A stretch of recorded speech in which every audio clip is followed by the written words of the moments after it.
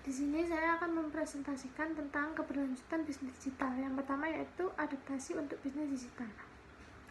Adaptasi yang dapat dilakukan adalah terhadap perubahan, baik yang dapat diprediksi, seperti contoh perubahan musim yang terjadi secara bertahap, seperti contoh inflasi atau deflasi, dan di luar kendali, seperti contoh bencana alam.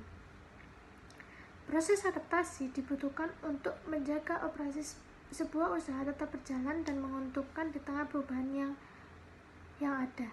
Agar dapat beradaptasi dengan optimal, sebisa mungkin seseorang pengusaha jeli memprediksi atau mengantisipasi perubahan sebelum perubahan itu datang. Selain adaptasi yang bersifat terprediksi, pengusaha juga perlu beradaptasi terhadap perubahan secara berkala yang terkadang tidak dapat seketika dirasakan dampaknya. Oleh karena itu, diperlukan evaluasi keadaan secara rutin dari waktu ke waktu. Sebagai contoh, sebuah usaha harus selalu menyesuaikan neraca anggaran atau pencatatan anggaran belanja serta untung rugi. Dengan kondisi pasar naik atau turunnya harga dalam jangka waktu tertentu, misalnya 6 bulan sekali. Hasil penyesuaian kemudian digunakan untuk menentukan langkah apa yang perlu dilakukan untuk beradaptasi dengan kondisi pasar.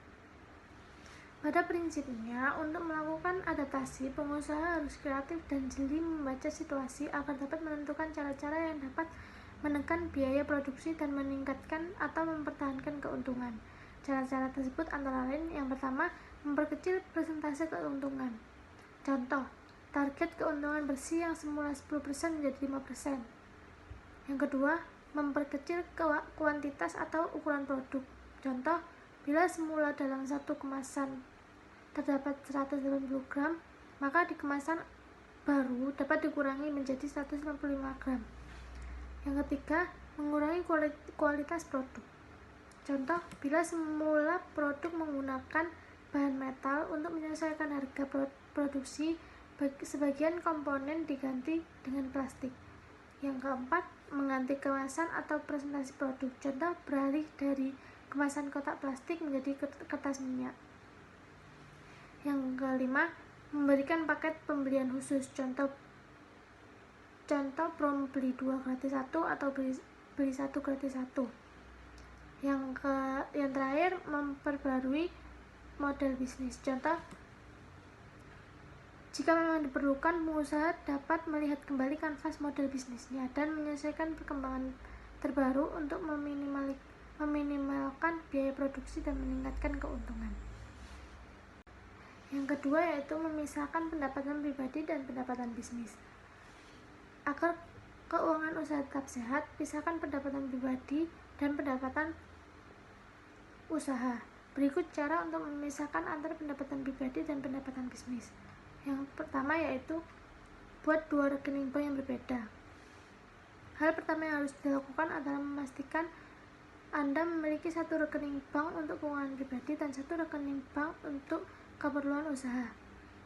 Dengan begitu, pemasukan serta pengeluaran untuk keperluan pribadi maupun keperluan usaha tidak terganggu satu sama lain. Yang kedua, membuat pembukuan dengan baik. Misalnya dengan mencatat pengeluaran rutin usaha Anda serta pendapatan yang diperoleh dari tiap transaksi.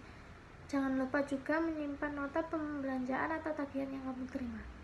Yang ketiga, sesering mungkin melakukan evaluasi. Gunanya adalah untuk mengetahui pergerakan modal yang Anda miliki dan melihat berapa keuntungan yang Anda peroleh. Jika Anda mencatatnya dengan baik dan rapi, Anda bisa mengevaluasi sektor mana yang bisa dioptimasi, sehingga Anda bisa mendapatkan keuntungan yang lebih besar. Yang keempat yaitu mengalokasikan keuntungan. Cara yang tepat adalah dengan mengalokasikan keuntungan yang didapat sejak awal. Presentasinya pun berbeda-beda. Misalnya dari 100% keuntungan yang didapat, Anda dapat membaginya seperti ini: 20% untuk cicilan utang, 40% untuk tambahan modal, 30% untuk kepentingan pribadi, dan 10% untuk investasi atau tabungan pribadi. Dengan demikian, setiap bulannya Anda sudah tahu berapa persenan yang bisa Anda sisihkan untuk keperluan usaha dan seberapa banyak untuk keperluan pribadi.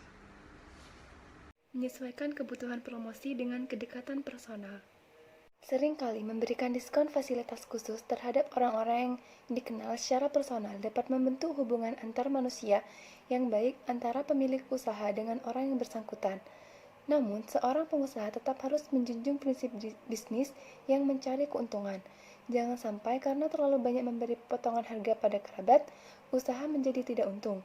Meskipun demikian, kita juga harus sadar bahwa kerabat dekat tetaplah konsumen yang sangat berpotensi menjadi pelanggan setia sekaligus orang yang merekomendasikan usaha kita ke orang-orang banyak. Promosi semacam ini sangat penting bagi sebuah usaha, terlebih bila usaha masih baru atau dalam tahap berkembang. Selanjutnya yaitu efisiensi.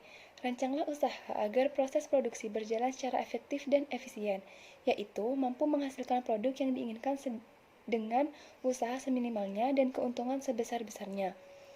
Rancangan yang dimaksud tidak hanya aspek-aspek utama dalam kanvas model bisnis, tetapi hal-hal teknis yang tidak tercakup dalam kanvas tersebut.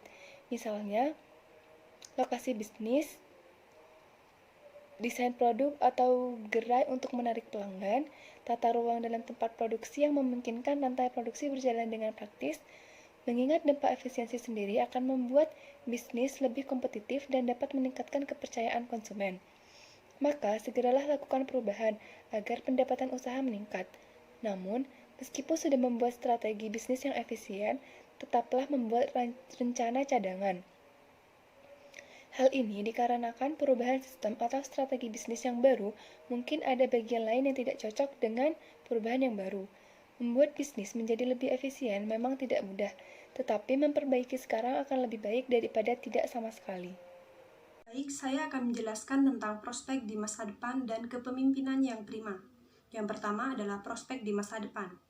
Usaha yang berkelanjutan adalah usaha yang menghasilkan produk yang dibutuhkan dari waktu ke waktu. Oleh karena itu, tawarkanlah produk yang mengisi kebutuhan pasar dan selalu atau akan ada dalam jangka waktu yang panjang. Contoh produk yang selalu dibutuhkan pasar adalah produk makanan, sedangkan produk yang di masa depan akan memiliki pasar besar adalah produk-produk digital seperti jasa pembayaran online. Tren positif bisnis dan e-commerce sepanjang tahun ini diperkirakan akan bisnis digital lain diprediksi akan terus menarik minat investor. Untuk e-commerce, persaingan antara platform besar seperti Tokopedia, Bukalapak, Lazada, dan Shopee akan semakin ketat. Oleh karenanya, ia memproyeksikan peningkatan jumlah platform e-commerce tidak akan signifikan ke depan. Kunci bagi e-commerce agar tidak bersaing adalah suntikan modal besar. Tambahan modal ini penting untuk meningkatkan promosi. Yang selanjutnya adalah kepemimpinan yang prima. Seorang pemimpin dalam sebuah usaha juga selayaknya mampu memberikan teladan, menularkan semangat, dan membangun etos kerja yang positif guna perkembangan usaha. Selain itu, harus tegar dalam menghadapi berbagai tekanan dan bijak dalam menyusun strategi masa depan sebuah usaha. Pemimpin cenderung kuat dan pragmatis. Peran kepemimpinan komandan menentukan tujuan mana yang harus difokuskan akan mengarahkan orang lain tentang bagaimana cara menggapainya. Gaya kepemimpinan ini memiliki biaya marginal yang tinggi dan sedikit partisipasi atau pengabdian pada misi perusahaan. Pemimpin yang komunikatif sejatinya membuka komunikasi dengan anggotanya. Ketika karyawan menyuarakan aspirasi mereka dengan bebas, organisasi melihat peningkatan kinerja yang lebih kuat. Seorang pemimpin dapat menyebabkan banyak karyawan takut untuk berbicara mengenai aspirasi-aspirasi.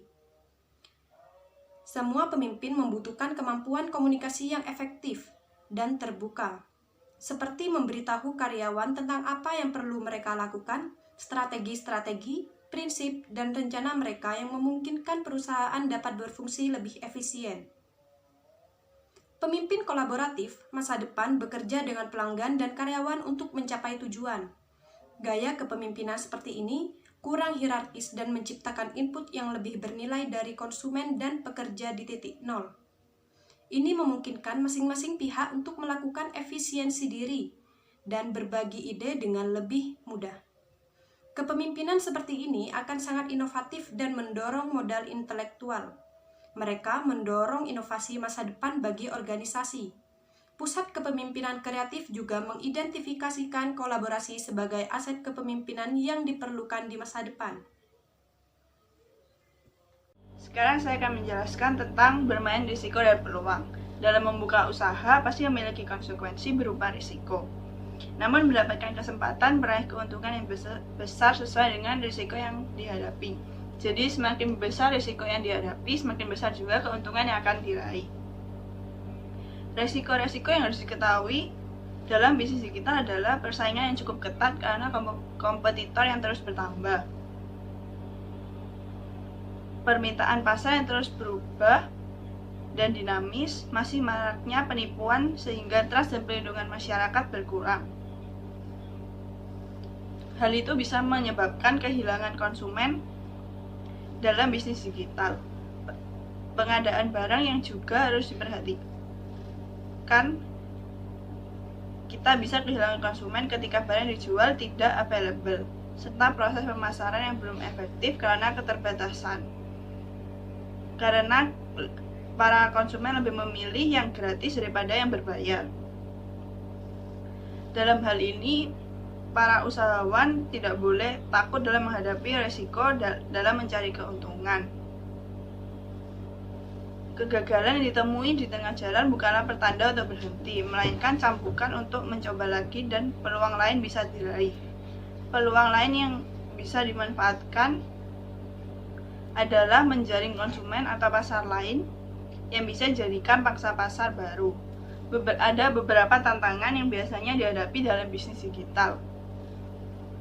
Yang pertama yaitu KPI yang ketinggalan zaman. Terkadang perusahaan yang sudah memutuskan untuk merambah dunia digital masih menerapkan KPI lama. Hal ini bisa mempengaruhi penilaian dalam performa perusahaan. KPI ini sangat penting dalam membuka usaha karena KPI ini bertujuan untuk mencapai tujuan perusahaan. Jika KPI-nya tidak cocok untuk mencapai tujuan perusahaan itu, maka KPI harus diubah. Yang kedua, tidak ada peremajaan dalam organisasi perusahaan. Era digital erat kaitannya dengan anak muda. Karena itu, banyak perusahaan digital mempekerjakan anak muda, mengingat mereka dinilai memiliki karakteristik yang cocok untuk era digital. Sayangnya, hal sulit dijalankan oleh perusahaan yang kurang tenaga anak muda. Ketiga, strategi yang salah. Ada beberapa perusahaan yang menerapkan strategi untuk jangka pendek saja, sehingga mereka tidak tahu apa yang harus dilakukan untuk jangka menengah dan jangka panjang. Sebaiknya perusahaan menerapkan strategi untuk jangka panjang juga, karena dalam perusahaan kita harus tahu bagaimana menghadapi permasalahan yang akan datang di masa depan. 4. Kurangnya inovasi. Inovasi erat katanya dengan era digital. Jika minim inovasi, maka perusahaan akan berjalan dengan sulit, karena mereka tidak dapat melakukan yang terbaik. Kelima, tidak ada tenaga profesional di bidangnya. Kurangnya SDM dalam bidang teknologi membuat perusahaan tidak bisa mencapai target yang diinginkan, sehingga hal ini dapat menyulitkan langkah perusahaan guna menjangkau konsumen. Yang diperlukan perusahaan digital agar bisa bertahan pada saat ini, yang pertama yaitu perencanaan yang optimal. Kedua, mengikuti perubahan konsumen. Ketiga, mengedepankan pelayanan konsumen. Keempat, inovasi teknologi. Kelima, tim yang produktif dan kompeten. Keenam, bekerja sama dengan mitra yang tepat. Ketujuh, berani mengambil risiko. Kedelapan, efisiensi. Dan kesembilan, proses otomatis.